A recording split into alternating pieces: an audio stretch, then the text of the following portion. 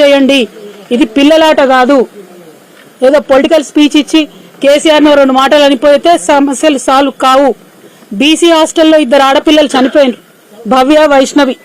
వాళ్ళిద్దరికి న్యాయం చేయాలి, కనీసం ఇన్వెస్టిగేషన్ చేయాలంటే చేతగానటువంటి ముఖ్యమంత్రి రేవంత్ రెడ్డి గారు ఇవాళ 2 బిడ్డల ఆడపిల్లల తల్లిదండ్రులు వచ్చి ధర్నా చౌక్ దగ్గర ధర్నా చేస్తా ఉంటే వాళ్ళని ధర్నా చేయనీయకుండా అరాచకంగా పోలీసులు తీసుకుపోయి అరెస్ట్ చేసిండ్రు. కేసీఆర్ గారి పాలనలో ధర్నా చౌక్ లేదు, ఆ అవసరం రానియలేదు. ఎవరొచ్చినా కూడా మేము మాట్లాడినాం, ఎవరొచ్చినా సమస్య పరిష్కారం చేసినాం. పారిపోలే మేము వెను చూపించి. జరుగుతాయి సమస్యలు ప్రజా జీవితంలో, నిలబడాలే. నిజంగా పరిష్కరించినప్పుడే ప్రభుత్వం అయితే తప్పితే విమర్శ చేస్తే ప్రభుత్వం కాదు. నిన్న ఉద్యోగాలు ఇచ్చే దాంట్లో కూడా మొత్తం స్పీచ్ అంతా పొలిటికల్ స్పీచే.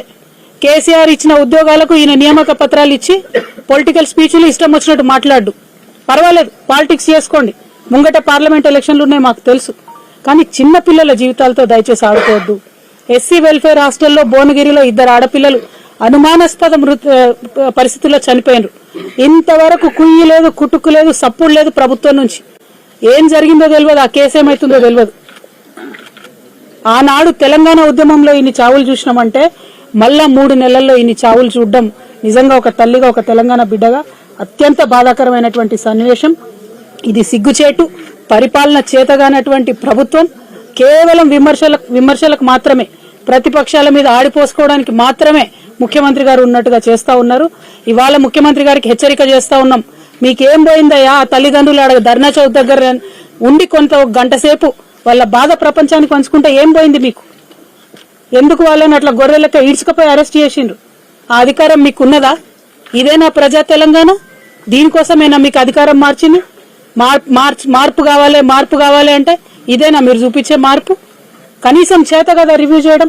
పరీక్షలు ఉన్నటువంటి సందర్భంలో మేము ఇవాళ నిజామాబాద్ జిల్లా కలెక్టర్ గారిని, జిల్లా సిపి గారితో నిన్న మాట్లాడడం జరిగింది.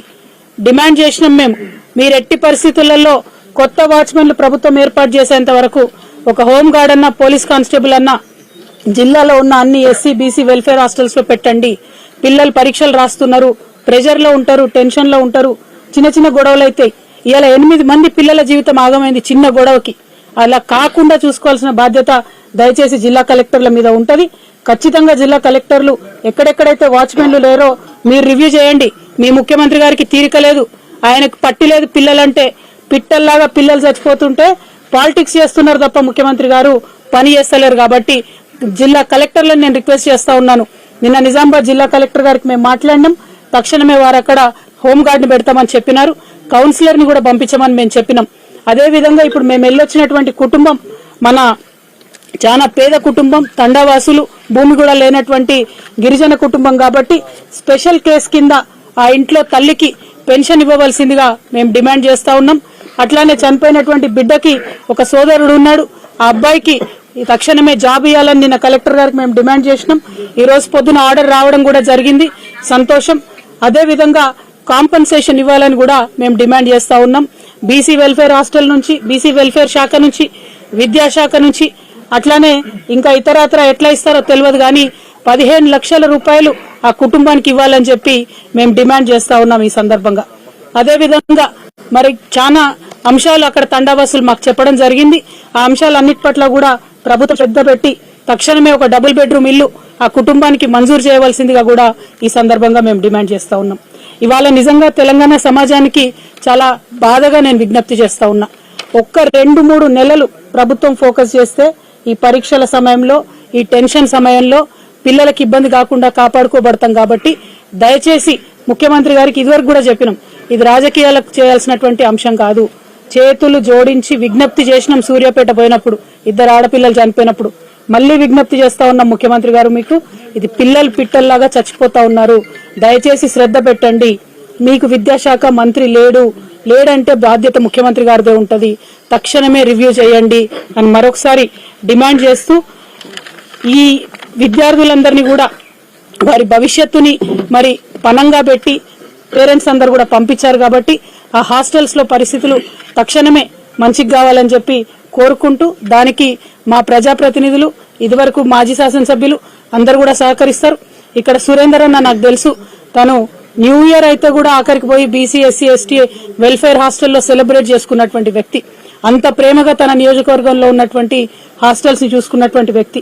అదేవిధంగా మా ముజీబన్న కావచ్చు, మా వేణన్న కావచ్చు, ప్రభాకర్ రెడ్డి అన్న కావచ్చు, వీళ్ళందరూ కూడా నిరంతరం హాస్టల్స్ కు వెళ్లి చూస్తున్నటువంటి వారు. మరి వారందరికీ కూడా నేను విజ్ఞప్తి చేస్తా ఉన్నాను, మనం ప్రతిపక్షంలో ఉన్న ప్రభుత్వంలో ఉన్న బీఆర్ఎస్ పార్టీ కార్యకర్తలం అంటే నిరంతరం ఉద్యమ నాయకులం కాబట్టి, ప్రజలతో ఉంటాం కాబట్టి మన బాధ్యతగా ఈ ఎగ్జామ్స్ టైంలో పిల్లలకు మీరందరూ కూడా దయచేసి అండదండగా ఉండాలని చెప్పి నేను ప్రత్యేకించి విజ్ఞప్తి చేస్తూ, మరి ఇంకా ఎందుకులేనా రాజకీయం, వాళ్ళు ఎల్లారెడ్డి ఎమ్మెల్యే గారు రావడం లేదని మా జిల్లా అధ్యక్షుడు గారు గుర్తు చేస్తా ఉన్నారు. మరి యథా రాజా తదా ప్రజ అన్నట్టు ముఖ్యమంత్రి గారికి ఎన్నిసార్లు విజ్ఞప్తి చేసినా రివ్యూ చేసుకోలేదు. ఎమ్మెల్యే గారు కూడా మరి అట్లనే ఉన్నారు. ఇప్పటికన్నా కొంచెం శ్రద్ధ పెట్టండి, ఈ పరీక్షల కాలంలో పిల్లల మీద ఆలోచన చేయండి అని చెప్పి ఈ ప్రభుత్వానికి మేము రిక్వెస్ట్ చేస్తా ఉన్నాం. Thank you. జై తెలంగాణ. మోడీ గారు మా పెద్దన్న అని చెప్పి నిన్ననే ముఖ్యమంత్రి గారు అన్నారు. ఆయనకు గత ఆర్ఎస్ఎస్ రూట్స్ అన్ని కూడా గుర్తొచ్చినట్టున్నాయి. అందుకే మోడీ గారు మా పెద్దన్న అని చెప్పి ముఖ్యమంత్రి గారు అన్నారు. నిజంగా అనడానికి కనీసం కొంచెమన్నా బాధ ఉండాలి. ఎందుకంటే మొన్ననే బడ్జెట్ పెడితే ఒక్క రూపాయి ఇవ్వలేదండి బీజేపీ. ఒక్కటంటే ఒక్క రూపాయి కేంద్ర ప్రభుత్వం తెలంగాణకి ఇవ్వలేదు. అట్లా ఒక్క రూపాయి ఇవ్వని వాళ్ళు పెద్దన్నలు ఎట్లయితారో ఇక మరి వాళ్ళకే తెలవాలి. పొలిటికల్ అండర్స్టాండింగ్ ఉంది కాబట్టి పెద్దన్న అన్నారని మేము అనుకుంటున్నాం. ఎందుకంటే ప్రతి చోట బీఆర్ఎస్ ను ఓడగొట్టాలి, ప్రాంతీయ పార్టీలను బొందబెట్టాలంటే బీజేపీ కాంగ్రెస్ ఒకటైతున్నటువంటి వైఖరి ఇక్కడే కాదు దేశవ్యాప్తంగా కూడా మనం చూస్తా ఉన్నాం. సో వాళ్ళ పొలిటికల్ అండర్స్టాండింగ్ కాబట్టి పెద్దన్న చిన్నన్న అనుకుంటా తిరుగుతున్నారు. వాళ్ళు ఎట్లన్నా తిరగండి, 2 సీట్లు ఎక్కువ గెలవండి, కానీ ప్రజలను విస్మరించకండి, ప్రజా సమస్యలను విస్మరించకండి అని మాత్రమే మేము కోరుతా ఉన్నాం.